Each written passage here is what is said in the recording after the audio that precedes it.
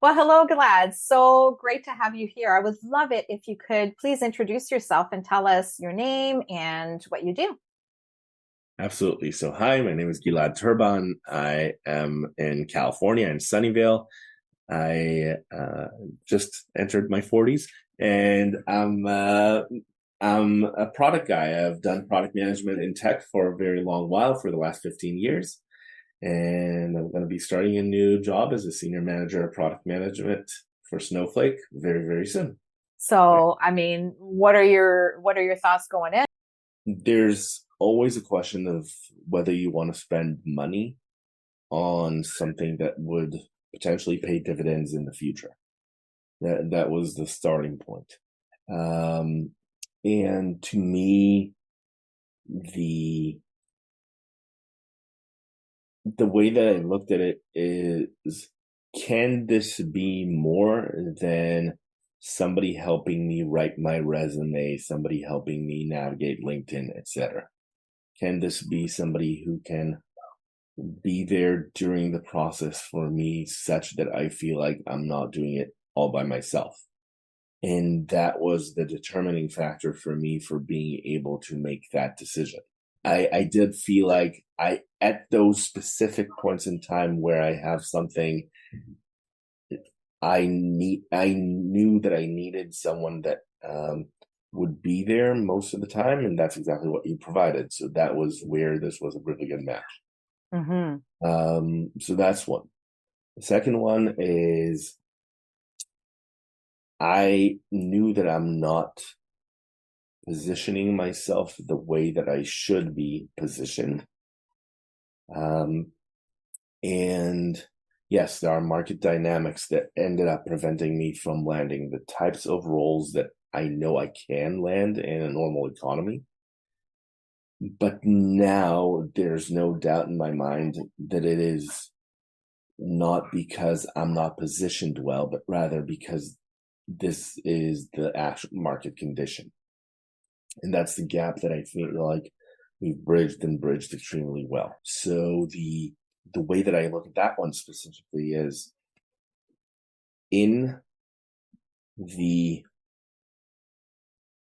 in the beginning there were two gaps. The first one was I think I'm here qualification wise and talent wise, and the market sees me here, or at least at that point in time. At that point, yeah. Yeah, at that point in time. And then there's also the second gap, which is what's the inventory of potential options on the market, which was even lower. I feel like we've bridged that first gap, and we've done it extremely well. The inventory on the market, that's not something we get to control.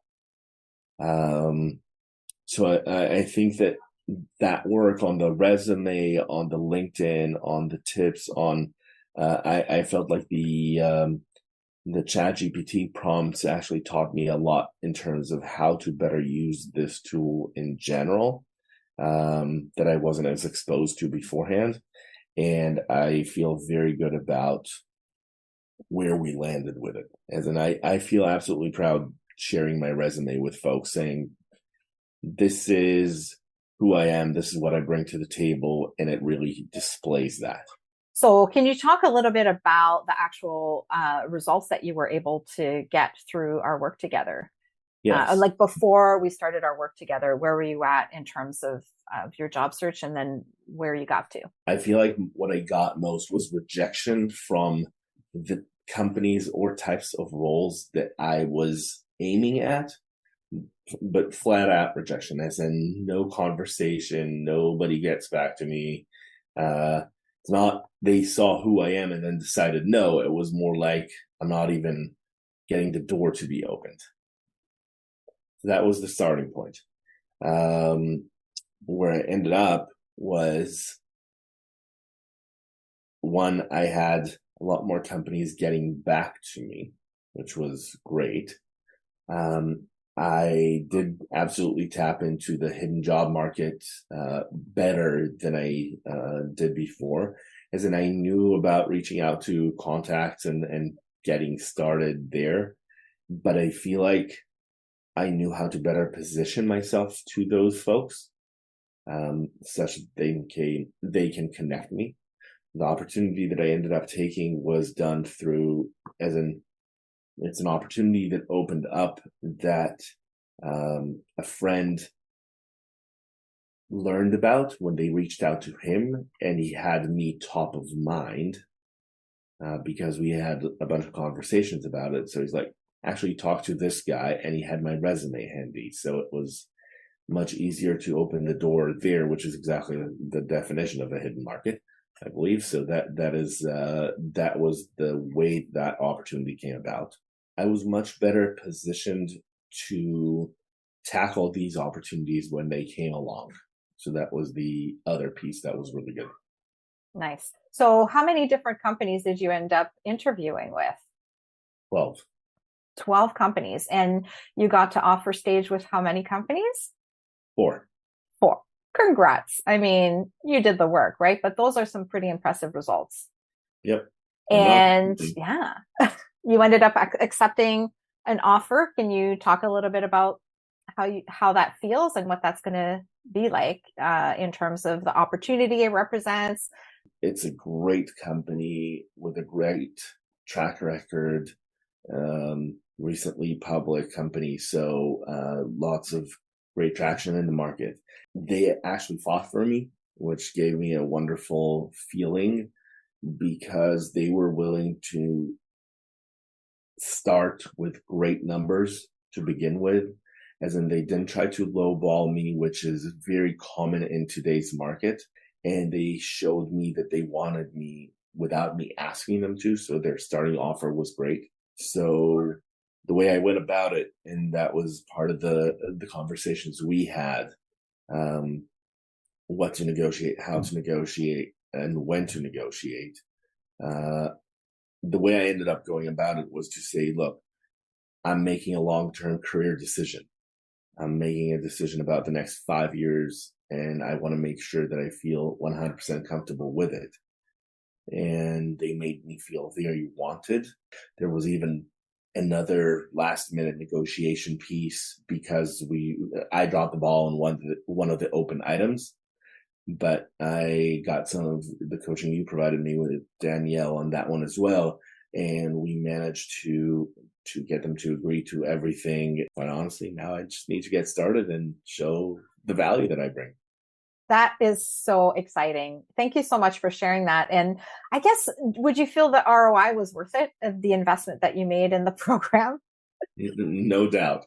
It's Yes. easy. It's math, but no, but without put the math aside for 1 second.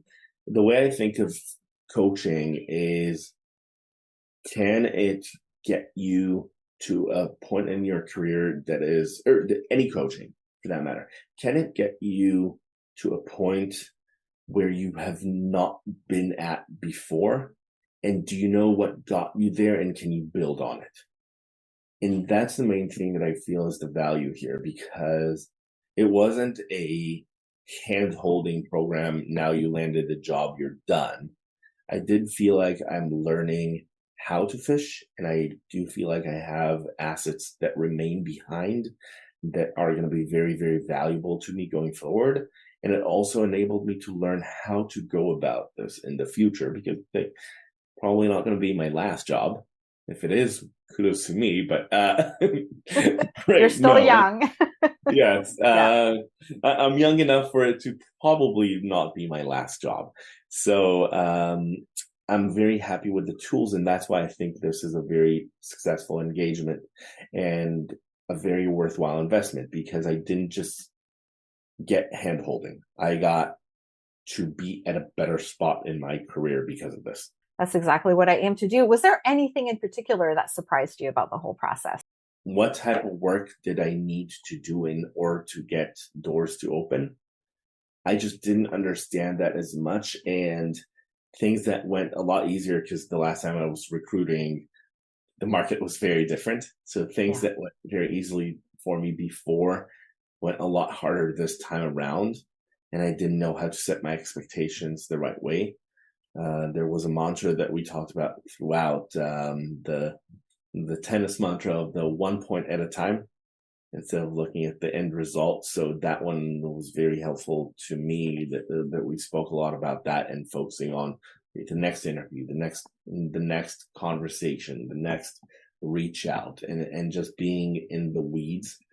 That wasn't a surprise as much as it just helped me really focus and generate specific results, as opposed to looking at the big picture and saying, but I don't have a job yet.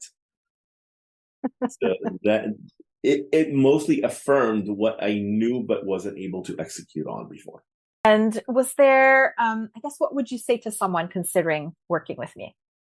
So I would say a few things. One, if you're looking for somebody who's going to do the work for you, probably not the right person. If you're looking for somebody who can help you do the best work that you can personally do, then probably Danielle is the right person. For me, the most important piece was knowing that I have somebody to reach out to when I have questions, or when I'm stuck, or when I need a pointer. And Danielle was very, very available to me. And I feel like that people who are considering taking